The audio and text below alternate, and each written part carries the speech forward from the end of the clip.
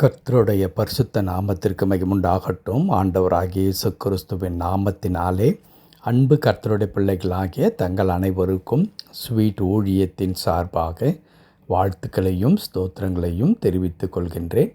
சங்கீதங்களின் புத்தகம் 107 சங்கீதம் 6 வசனம். சங்கீதம் 107 வசனம் 6.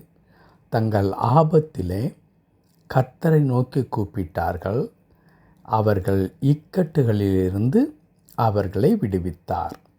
தங்கள் ஆபத்திலே கர்த்தரை நோக்கி கூப்பிட்டார்கள், அவர்கள் இக்கட்டிலிருந்து அவர்களை விடுவித்தார். என் அன்பு கடவுளுடைய பிள்ளைகளே, இந்த 107 சங்கீதத்தில் இப்பொழுது நாம் வாசிக்க கேட்ட இந்த வசனம் இருக்கிறதே, அது ஒரு முறை அல்ல, மொத்தம் 4 முறை இடம் பெறுகின்றது. இப்பொழுது நாம் 6வது வசனத்தை நாம் வாசித்தோம். அதே வசனம் 13வது வசனத்தில் இடம்பெற்றிருக்கிறது, 19 இடம்பெற்றிருக்கிறது, 28 இடம்பெற்றிருக்கின்றது.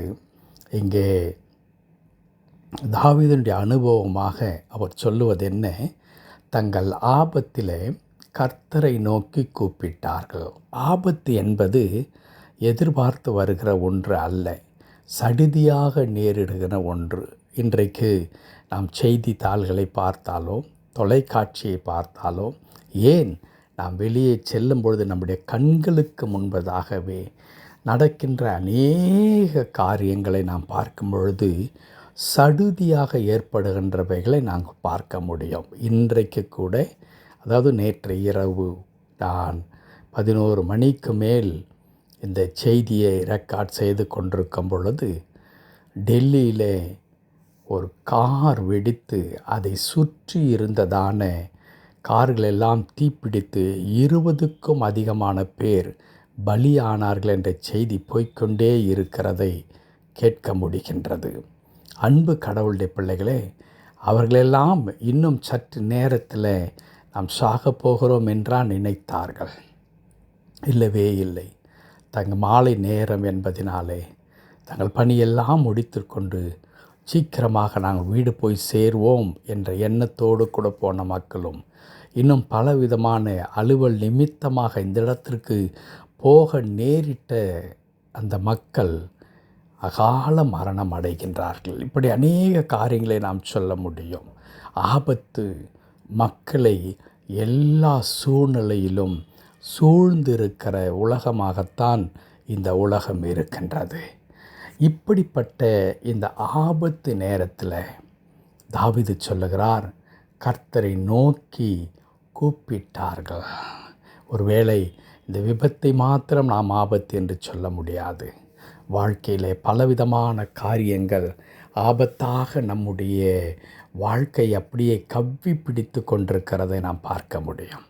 அது சடிதியான மரணத்தை விளைவிக்கக்கூடிய ஒன்றாக இல்லாமற் போனால் கூட நம்முடைய ஆத்துமாவை, இருதயத்தை சுக்குநூறாக்கி போட்டு இந்த காரியங்களை எப்படி நான் சவாலிட்டு சந்திக்கப் போகின்றேன், எப்படி ஜெயிக்கப் போகின்றேன், மேற்கொள்ளப் போகின்றேன் என்கின்ற அளவிற்கு நம்மை திடுக்கிடச் செய்யும் அநேக காரியங்கள் நிலவிக் கொண்டிருக்கிறது. அந்த நேரத்தில் கர்த்தருடைய தாசன் சொல்லுகிறார், அவர்கள் கர்த்தரை நோக்கி கூப்பிட்டார்கள், அவர்களுடைய இக்கட்டுகளிலே இருந்து அவர்களை விடுவித்தார். கர்த்தருடைய பரிசுத்த நாமத்திற்கு மகிமுண்டாகட்டும். அவர்களுடைய இக்கட்டு, எந்த காரியம் அவர்களை இப்படிப்பட்டதான ஆபத்தான அனுபவத்திற்குள்ளாக அவர்களை கொண்டு வந்திருக்கிறதோ, அந்த சூழ்நிலையில் இருந்து கடவுள் அவர்களை விடுவித்தார் என்று எழுதியிருக்கிறது. என் அன்பு கடவுளுடைய பிள்ளைகளே, நான் துவக்கத்திலேயே சொன்ன வண்ணமாக இந்த வார்த்தை 4 முறை இந்த 107 சங்கீதத்தில் இடம்பெற்றிருக்கிறதானால், இதில் ஒரு காரியத்தை நாம் தெளிவாக புரிந்து கொள்ள வேண்டும். ஒன்று, நிச்சயமாகவே நம்முடைய கடவுள் ஆபத்து நேரத்தில் நமக்கு உதவி செய்கின்ற ஆண்டவராக, நம்மை விடுவிக்கின்ற ஆண்டவராக, தப்புவிக்கின்ற ஆண்டவராய், நம்மை காப்பாற்றுகிற ஒரு அற்புதமான ஒரு ஆண்டவராய் நம்மோடு கூட இருக்கின்றார்.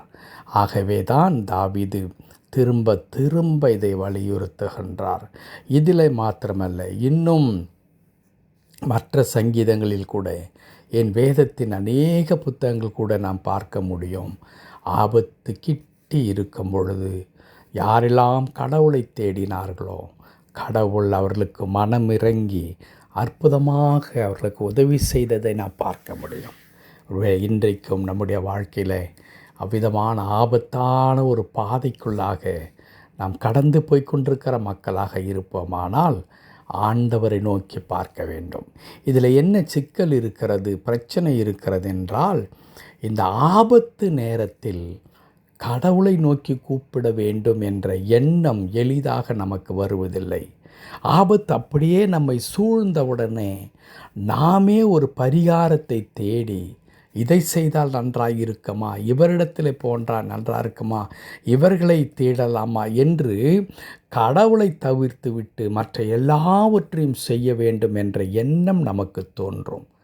எப்படி சமுத்திரத்தில் படகில் போய்கொண்டிருக்கும் பொழுது, கொந்தளித்து அலை பொங்கி வரும் பொழுது படகு மூழ்கிவிடும், மரித்து விடுவோம் என்ற பயம் இருக்கிற நேரத்தில் அவர்கள் படகிலிருந்த பொருட்கள் எல்லாம் தூக்கி எறிந்துவிட்டு எப்படியாகிலும் கரை சேர்த்து விட வேண்டும் என்று முயற்சித்தார்களே தவிர, அருகிலே இருந்த இயேசுவை அவர்கள் உணராமல், அவரை தேட வேண்டும் என்ற எண்ணம் வராமல் போய்விட்டு, எல்லாம் முடிந்த பிறகு, அவருடைய முயற்சியெல்லாம் தோல்விக்குள் போன பிறகு, இயேசுவே, நாங்கள் மடிந்து போகிறது உமக்கு கவலை இல்லையா என்று கேட்கிறார்கள். இன்றைக்கும் நாம் அதைத்தான் செய்து கொண்டிருக்கிறோம். ஆபத்து வந்த உடனே கடவுளை நோக்கி, ஆண்டவரே, நான் இப்படிப்பட்ட ஆபத்தில் இருக்கிறேன் என்று உண்மையாய் கர்த்தரை நோக்கி கூப்பிடும் பொழுது கர்த்தருடைய வார்த்தை சொல்லுகிறது, அவர் விடுவிக்கின்றார். ஆனால் எளிதாக நாம் அப்படி செய்வதில்லை. இன்றைக்கு ஒரு தீர்மானத்திற்குள்ளாய் கடந்து வருவோம். எந்த சூழ்நிலையிலும், before I start doing anything, whether it may be a small things or the larger one, நான் கடவுளத்தில் செபித்து விட்டு, ஆண்டவரே நீ வழி நடத்தும் என்று கேட்டுவிட்டு நான் அந்த காரியத்தை செய்வேன். அது எவ்வளோ பெரிய ஆபத்தாக அது வந்திருந்தாலும் கூட ஒரு நிமிடம் நான் ஜெபித்து விட்டு தான் அந்த சூழ்நிலையை சந்திப்பேன் என்று பொறுப்பெடுப்போம். பொருத்தனை செய்யும் பொழுது நிச்சயமாய் கர்த்தர் நம்மை ஒரு நாள் வெட்கப்படுத்த மாட்டார். ஆபத்து என்பது நமக்கு ஒரு வேளை அது மிக பயங்கரமானதாக தெரியலாம். ஆனால் நம்முடைய கடவுள் ஒரே ஒரு வார்த்தையிலே மாற்றி போடுகின்ற கடவுள். ஆகவே அன்பு கடவுளுடைய பிள்ளைகளை, நீங்களும் நானும் சென்று கொண்டிருக்கின்ற அந்த ஆபத்தும் அந்த வேதனையும் கண்ணீரும் நிறைந்த பாதையை ஆண்டவர் பார்த்து கொண்டிருக்கிறார். அவரை நோக்கி பார்ப்போம். நிச்சயமாய் அற்புதங்களை செய்வார். கடவுள் தாம் இந்த வார்த்தையின்படியே ஆபத்திலே சிக்கி கொண்டிருக்கிற நம் அனைவருக்கும் உதவி செய்து நம்மை விடுவித்து சமாதானமான மகிழ்ச்சியான ஒரு வாழ்க்கையை கட்டளிடுவாராக. ஆமேன், ஆமேன்.